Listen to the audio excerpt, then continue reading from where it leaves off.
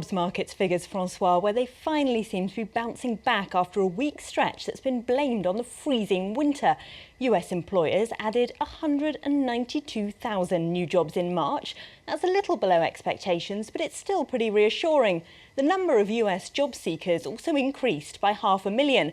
But that's actually good news, as it means the long-term unemployed are feeling a bit more optimistic and starting to look for jobs again.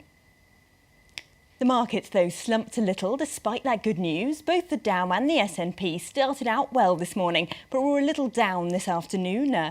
European markets, though, all closed in the green. The FTSE 100 in London clocked up its 9th solid day of gains, making this the longest positive streak it's had since October. The CAC 40 here in Paris also closed up by 0.7%, as you see there. And markets in Spain and Italy also closed on a high. That's after reports saying the European Central Bank is planning a possible €1 trillion of asset purchases, aiming to raise inflation from the current 0.2% to 0.8%. Now that's a response to the very real fear of deflation, where falling prices send the economy spiralling downwards. That process is already underway in Greece, where prices fell almost 3% in 2013, and Spain is now worried it could be next. France 24's Sarah Morris and Adeline Percept report from Madrid. Santo Martin market in Madrid, stall owners and their customers don't need to look at national statistics to realise prices are falling. I can confirm that prices are lower. I can also confirm that we're selling less. These little fish, for example, I used to get 14 to 15 euros a kilo. Today they're at €9.80. You also see the difference with fruit and vegetables. Not long ago I was buying 5 kilos of potatoes for €5. Today I can find them at €2.75. Prices have slipped 0.2% over the last year.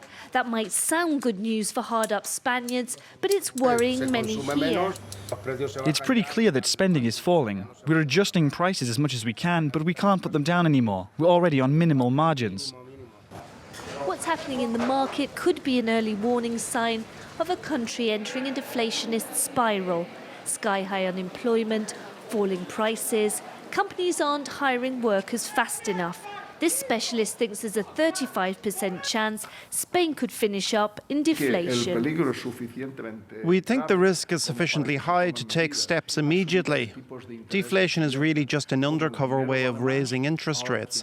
Money is more expensive, and so anyone with a debt to pay back has to pay back more now than when they took the loan out.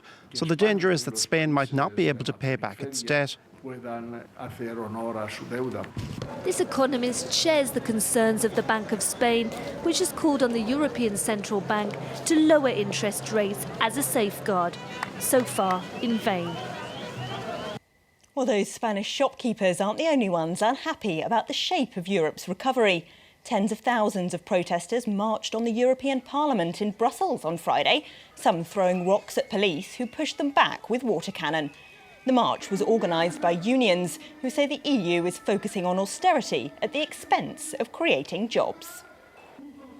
The policies that have been carried out until now have not worked. We have an unemployment rate which is unacceptable. So we are asking, stop the austerity and start a big investment plan for sustainable growth and quality jobs.